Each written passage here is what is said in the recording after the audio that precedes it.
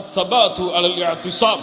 இந்த சமூகத்திற்கு இன்றைய தேவை, இந்த சமூகத்துடைய ஒவ்வொரு மனிதனும் ஒவ்வொரு முஸ்லிமும் புரிந்து கொள்ள வேண்டிய மிக முக்கியமான தேவை அல் இஅ்திஸாம், இந்த சமூகத்துடைய ஒற்றுமை, முஸ்லிம்களுடைய ஒற்றுமை.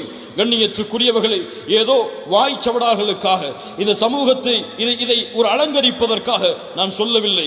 எம்முடைய உள்ளம் இதை ஏற்றுக்கொள்ள வேண்டும். வஅதஸிமு பிஹப்லில்லாஹி ஜமீஆ வலா தஃபர்ரகு வذ்குரு நிஅமத்தல்லாஹி அலைக்கும் இத் குன்தும் அஅதாஅன் ஃபஅல்லஃப பைன குலூபிக்கும் ஃபஅஸ்பஹ்தும் பிநிஅமதிஹி இኽவானா வகுன்தும் அலா ஷஃபா ஹுஃப்ரத்தின் மினன் நார் ஃபஅன்கதகும் மின்ஹா.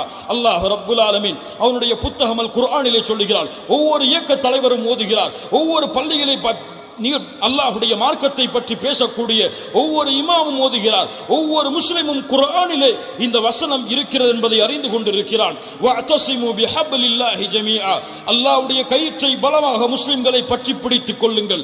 வலா தஃபர்ரகு, நீங்கள் பிரிந்து விடாதீர்கள். வذ்குரு நிஅமத்தல்லாஹி அலைக்கும், அல்லாஹ் உங்களுக்கு செய்த அருளை நினைத்து பாருங்கள். இத் குன்தும் அஅதாஅன், நீங்கள் எதிரிகளாக இருந்தீர்கள். ஃபஅல்லஃப பைன குலூபிக்கும், உங்களுடைய உள்ளங்களை அல்லாஹ் ஒன்றிணைத்தான். வகுன்தும் அலா ஷஃபா ஹுஃப்ரத்தின் மினன் நார், நரகத்துடைய விளிம்பில் நீங்கள் இருந்தீர்கள். ஃபஅன்கதகும் மின்ஹா, அல்லாஹ் உங்களை அதிலிருந்து பாதுகாத்தான் என்று அல்லாஹ் சொல்லக்கூடிய இந்த வசனத்தை எத்துணை பேர் ஓதியிருப்பார்கள்? எத்துணை தலைவர்களிடமிருந்து இதை நாம் கேட்டிருப்போம்? எத்துணை பள்ளி இமாம்கள் இதை ஓதியிருப்பார்கள்? ஐனல் அமல், இந்த வசனத்துடைய அமல் எங்கே? இந்த வசனம் எங்கே நிறைவேற்றப்பட்டது? இந்த சமூகம் இந்த வசனத்தை இந்த சமூகம் தொடங்கியதிலிருந்து இன்று வரை ஓதுகிறது. எப்போது இந்த சமூகம் இந்த குர்ஆனுடைய கயிற்றை, அல்லாஹ்வுடைய கயிற்றை பற்றி பிடித்தது? தங்களுடைய பகைமையை மறந்து, தங்களுடைய வெறுப்பை மறந்து, தங்களுக்கிடையே இருக்கக்கூடிய குரோதங்களை மறந்து முஸ்லிம் சமூகம் உள்ளத்தால் ஒன்றிணைந்திருக்கிறதா? ஒரு சகோதரன் இன்னொரு சகோதரனை பார்த்து பேச மாட்டான், ஒரு ஊர்வாசி இன்னொரு ஊர்வாசியை பார்த்து பேச மாட்டான், ஒரு ஜமாஅத்தில் இருப்பவன் இன்னொரு ஜமாஅத் அவனை முஸ்லிம் கூட கருத மாட்டான். அப்படியே முஸ்லிமாக கருதினாலும் அவனோடு சேர்ந்து மார்க்கப்படியை செய்ய மாட்டான். இந்த ஜமாஅத்துடைய தலைவருக்கும் அந்த ஜமாஅத்துடைய தலைவருக்கும் பகைமை இருக்கும். அந்த ஜமாஅத்தில் இருக்கக்கூடிய அடிமட்ட தொண்டன் வரை அந்த பகைமை பரவி கிடக்கும் என்றால் இந்த சமூகம் எங்கே செல்கிறது? இந்த சமூகம் யாரை ரப்பாக ஏற்றுக்கொண்டிருக்கிறது? இந்த சமூகம் யாரை தலைவர்களாக ஏற்றுக்கொண்டிருக்கிறது?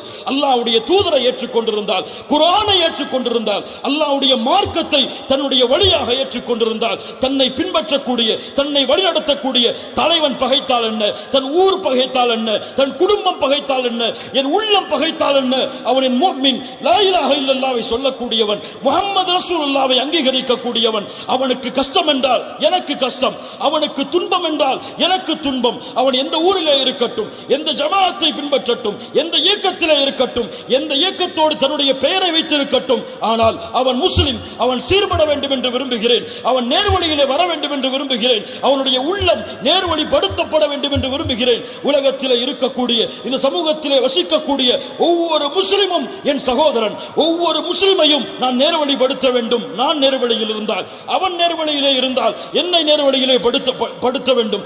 நான் பிதஅத்தை பின்பற்றினால் அவன் எனக்கு எச்சரிக்கை செய்ய வேண்டும். அவன் பிதஅத்தை பின்பற்றினால் நான் அவனுக்கு எச்சரிக்கை செய்வேன். அவன் ஷிர்கான செயலை செய்தால் நான் தடுப்பேன். நான் ஷிர்கான செயலை செய்தால் நான் அவன் என்னை தடுக்கட்டும் என்று சகோதரத்துவ உணர்வோடு, சகோதரத்துவ பாசத்தோடு, சகோதரத்துவ நேசத்தோடு இந்த சமூகம் பயணிக்கிறதா? அல்லது வெறுப்போடு, பகைமையோடு, குரோதத்தோடு, பகைமை வெறுப்போடு இந்த சமூகத்துடைய தலைவர்களும் இந்த சமூகத்துடைய அழைப்பாளர்களும் இல்ல மாஷா அல்லாஹ், அல்லாஹ் பாதுகாத்தவர்களை தவிர தங்களுடைய மார்க்கத்துடைய பணிகளை, தங்களுடைய சமூகத்துடைய பணிகளை செய்து கொண்டிருக்கிறார்களா? அல்லாஹ்வுடைய தூதரை பின்பற்றுகிறோம், அல்லாஹ்வுடைய தூதருடைய சுன்னத்தை செயல்படுத்துகிறோம் என்று சொல்லுகிறீர்களே, உங்களுடைய தக்பீரில் மட்டும்தான் அல்லாஹ்வுடைய தூதருடைய சுன்னத்தா? உங்களுடைய விரல்களை அசைக்கக்கூடிய பழக்கத்தில் மட்டும்தான் அல்லாஹ்வுடைய தூதருடைய சுன்னத்தா? உங்களுடைய தாடிகள் மட்டும்தான் அல்லாஹ்வுடைய தூதருடைய சுன்னத்தா? உங்களுடைய பேச்சிலே அல்லாஹ்வுடைய தூதருடைய சுன்னத்து வேண்டாமா?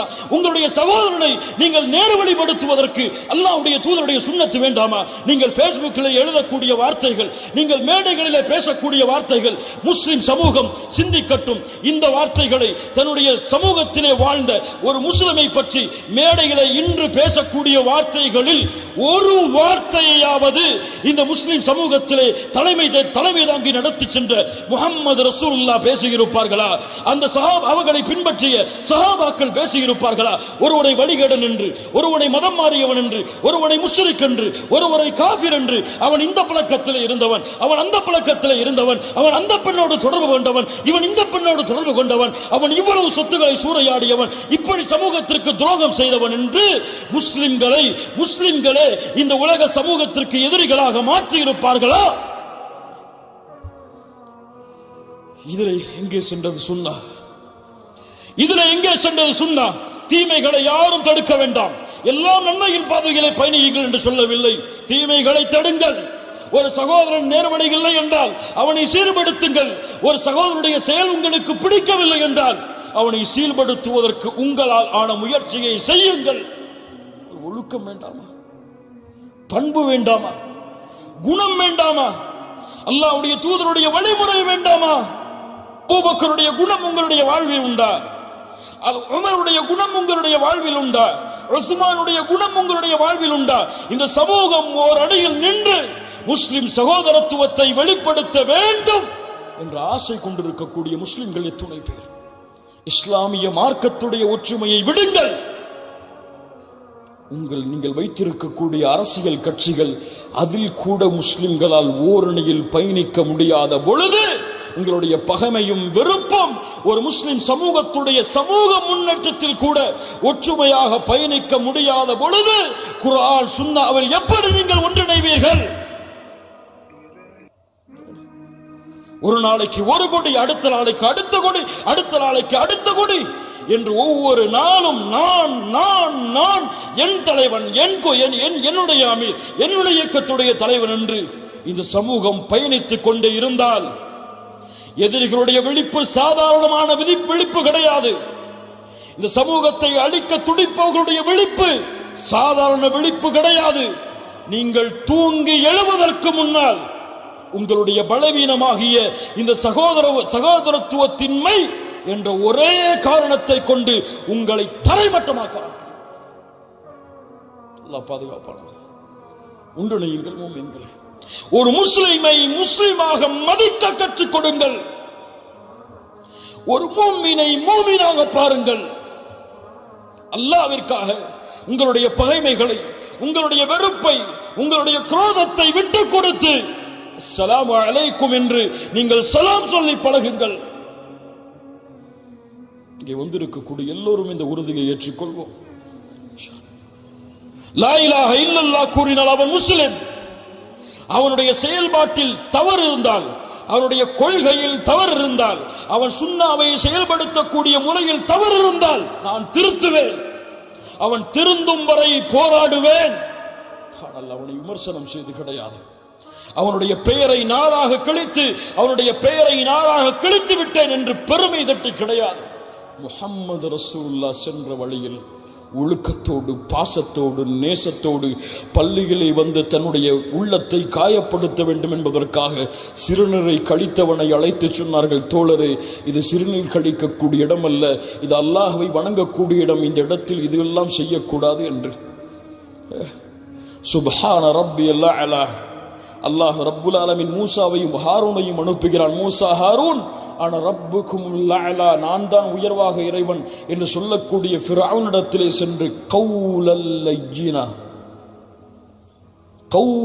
லய்யினா, மென்மையான வார்த்தையை கொண்டு பேசு மூசா. அன ரப்புக்குமுல் அலா. கதாதா ரஹிமஹுல்லாஹ் சொன்னார்கள், அன ரப்புக்குமுல் அலா என்று சொன்னவனிடத்திலேயே மென்மையாக பேசுங்கள் என்று அல்லாஹ் கட்டளையிட்டால், சுப்ஹான ரப்பியல் அலா என்று சொல்லக்கூடிய முஸ்லிம் இடத்திலே ஏன் மென்மையாக பேச மாட்டாய்? ஏன் மென்மையாக பேச மாட்டாய்?